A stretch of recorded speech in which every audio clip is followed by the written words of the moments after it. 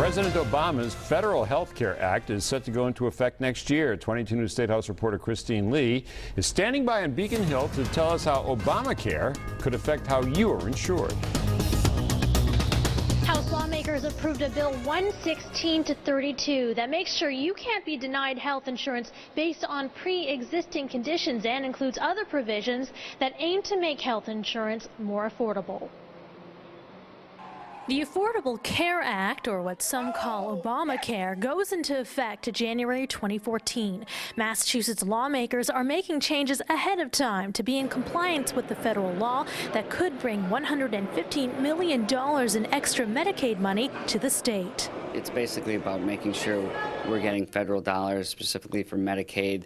Then we want to make sure that we're not missing out on anything that could really benefit everyone in Massachusetts. Some of the changes House lawmakers approved include preventing insurance companies from establishing premiums based on what industry you work in or how healthy you are.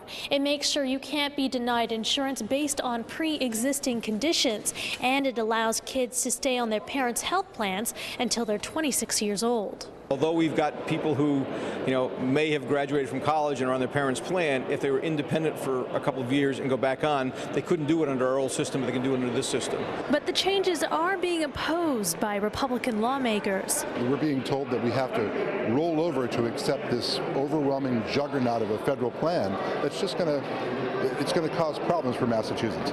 Republicans introduced an amendment that questioned whether Massachusetts even needs to comply with the federal law, whether that's something the Supreme Court should decide. They say they're pleased with the current health care system that was implemented by former Governor Mitt Romney 7 years ago. House lawmakers ultimately struck down the Republican amendment, and now their legislation heads to the state Senate for approval before it can be signed into the law by the governor. Live at the State House, Christine Lee, 22 News.